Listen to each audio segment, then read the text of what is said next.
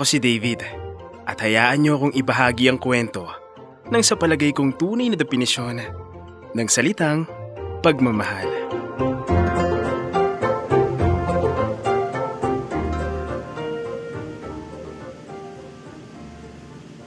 Babe, bakit lang ako ha? Sandali lang to.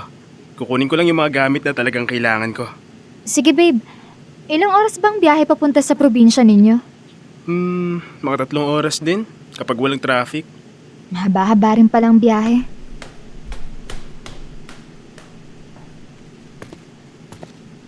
Oh, bakit tulala ka dyan? Wala. Naa-amaze lang talaga ako tuwing pumupunta ako dito sa bahay niyo. Ang laki-laki.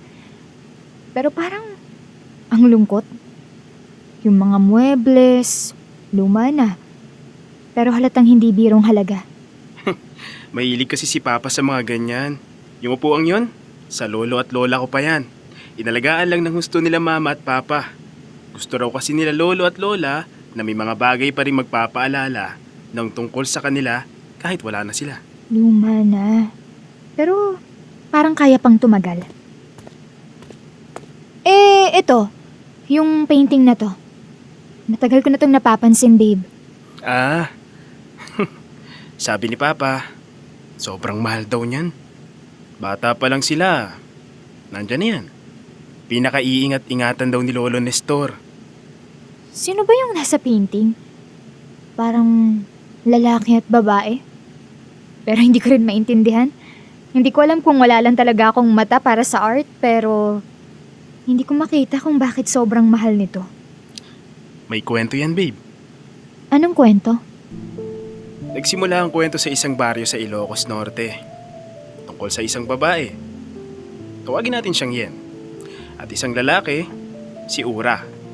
Pag-iibig ang sinubok ng panahon, kahirapan, at mga desisyong kailangang panindigan. Kahit masakit.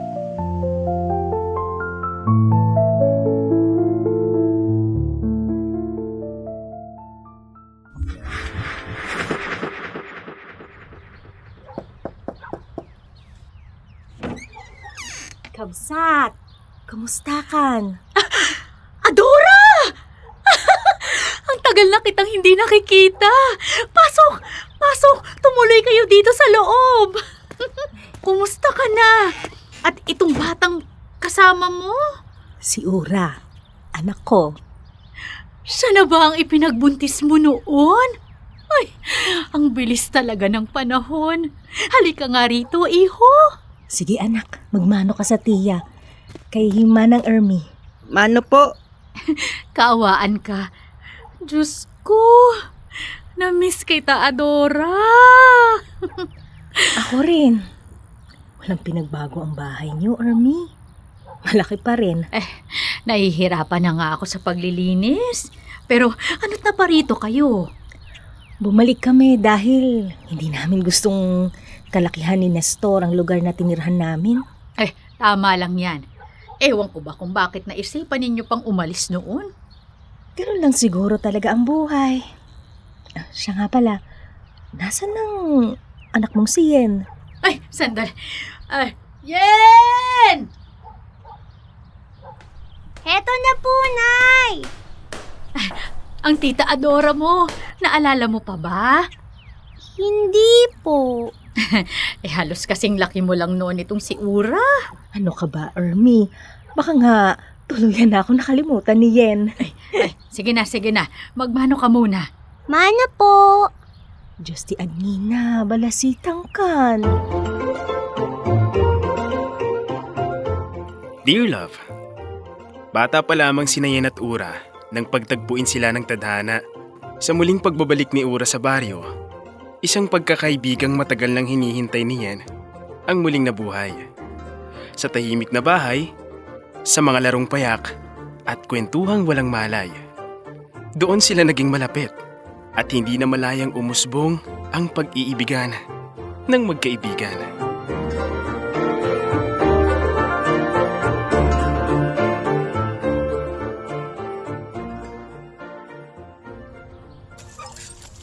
Dahan-dahan naman sa pag-iigib, Ura.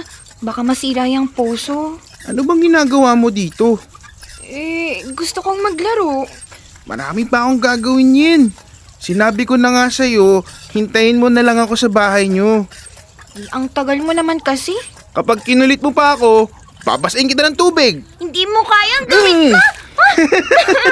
Apaya pinasanak! Mamang ni Ura! Kahit magsumbong ka pa kay Auntie Ermi, hindi ka! Ni, nabasa na tayo pareho.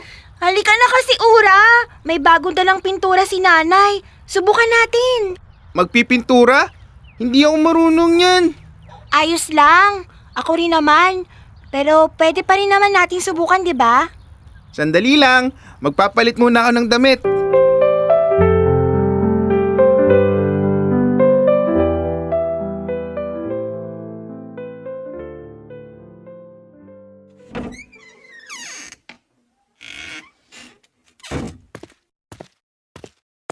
Yen, sigurado ka bang pwedeng gamitin niyang bagong pintura ni Auntie Ermi? Baka pagalitan tayo. Oo. Sabi niya gamitin ko lang daw kung kailan ko gusto. Halika na. Simulan na natin. Oh, ikaw na magtuloy. Ha? Anong iguguhit ko? Sige. Tayong dalawa na lang. Ha? Tayong dalawa? Oo. Kahit hindi naman kamukhang kamuka, tayo lang naman ang makakaalam na tayo yan. Para saan ba to? Pabaon mo sa akin? Pabaon? Oo. Kapag nagkolehiyo na ako. Ha? Kolehiyo? Bakit? Saan ka ba mag-aaral? Ang sabi ni Mamang, agpa-Manila kami. Ganun ba? Gusto mo bang sumama? Naku Yen, hindi naman ganun kadali yun. Ni hindi ko nga alam kung kaya ko bang magkolehiyo.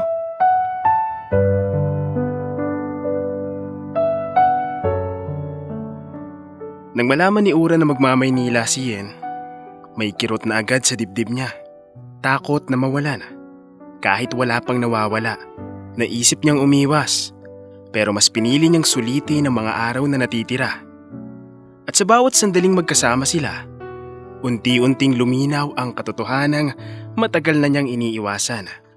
Ang pagkakaibigang yon ay may pangalan na pag-ibig.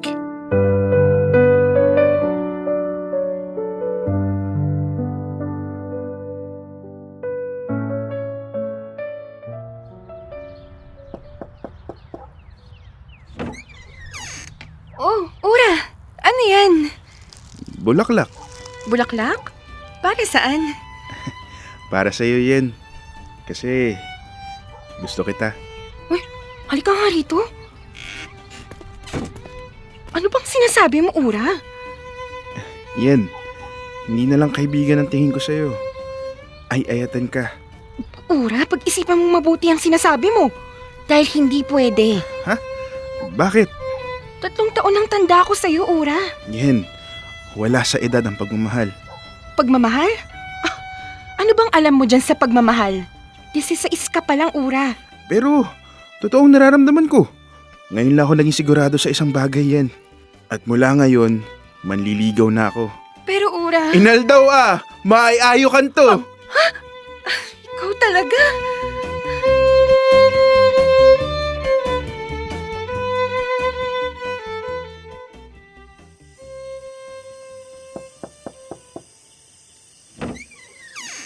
I'm so young and you're so old. This, my darling, I've been told. I don't care just what they say, 'cause forever I will pray. Ura, tumigil You ka! and I will be as free as the birds up in the trees. Oh, please stay by me, Diana. Sino Dayta? Sino yan? Sindayta? Si Ura po, Mang. Ura? Ay, bakit ka na pa rito 10 oras ng gabi? At para saan yung mga bulaklak na yan? Auntie. Nililigawan mo ba si Yen? Opo, auntie. Anya na ikinamauyong daytoy. Yen, isara mo ang pinto. Mang. Ay, pumasok ka na. Ura, Kung ayaw mong malaman to ng nanay mo, tigilan mo na kung ano ang binabalak mo kay Yen, ha? Ayokong masira ang pagkakaibigan namin ni Adora dahil sa isang pagkakamali. Bata pa kayo. Wala pa sa isip ni Yen ang pagnonobyo. Kaya, tutukan mo ang pag-aaral mo. Higit sa lahat, magkaiba ang mundong ginagalawan mo at ang mundo namin. Umuwi ka na.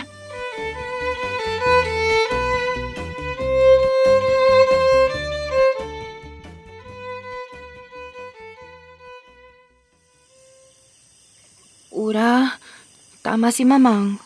Kailangan nating unahin ang pag-aaral. Bata pa tayo para sa mga ganitong bagay. Pero, di ba ang pagmamahal? Alam ko na ang sasabihin mo. Na ang pagmamahal ay wala sa edad. Pero kailangan nating isipin kung ano ang tama sa ngayon. Pero Yen, paano tayo magkikita ulit? Naalala mo yung painting na ginawa natin? Iiwan ko sa'yo. Paalalang, babalik ako. Totoo ba to? Oo. May-miss kita. Huwag ka nang umiyak. Nagsubliyak to. Urayan kanto. Hihintayin kita.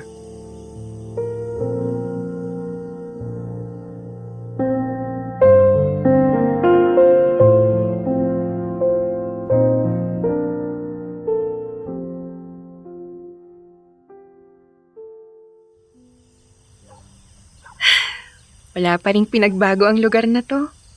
Payapa. Maaliwalas ang simoy ng hangin. Ay, parang kailan lang. Anak, sandali. Titingnan ko lang ang kondisyon ng bahay. Sabi nila, darating na raw ang bibili. Sigurado ho ba kayo na ibebenta na natin to? Oo. May kalumaan na din naman ito. Sayang. Marami pa namang alaala sa bahay na to. Sana mabait yung bagong magmamay-ari. O siya, may titingnan lang ako sa likod ng bahay, ha? Sino naman kaya tong kumakatok? Nang ganitong oras? Ura? Yen, Ura! bumalik ka. Dahil sa'yo. Ay, ayaten ka, Yen. Ay ayatin kamit lang, Ura. Mahal din kita.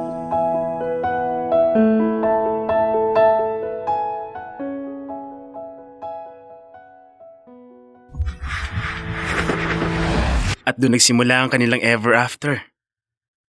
Grabe naman ang istorya nila. Oo. Alam mo, sila ang inspirasyon ko sa paghahanap ko ng pag-ibig. Sa kanila ko natutunan ang paghihintay sa tamang tao, sa tamang oras.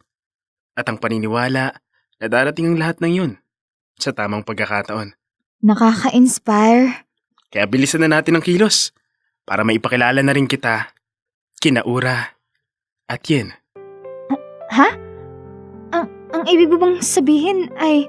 Ang nasa painting ay ang lolo at lola kong sina Nestor at Diana. Nakasulat dito sa painting. Orion ka? Oo, na ang ibig sabihin sa Ilocano ay hihintayin kita. Nakakabilib.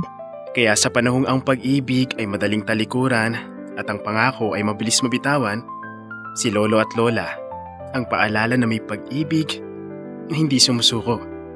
At sa huli, kahit kamatayan ay hindi sila tuluyang pinaghiwalay, nauna si Lola Diana. At makalipas lamang ang ilang araw, sinundan siya ni Lolo Nestor.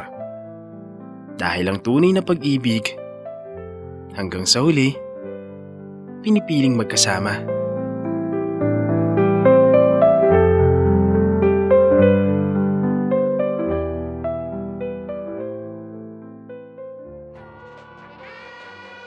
Mahal, sayawan natin ang paborito mong kanta na tumutugtog ngayon sa radyo. Nestor, salamat sa paghihintay sa akin noon. Salamat dahil hindi ka napagod. Biyaya talaga maituturing na ikaw ang napangasawa ko. At kung mabuhay man akong muli, ikaw at ikaw pa rin ang pipiliin kong mahalin. ay ayatin kalaunay. Mahal na mahal din kita, Diana. Hanggang sa kabilang buhay. Orayanak, bakit? You're the most. I love you, but do you love me? Oh, Diana, can't you see? I love you with all my heart, and I hope we will never part. Oh, please stay by me, Diana. Metro's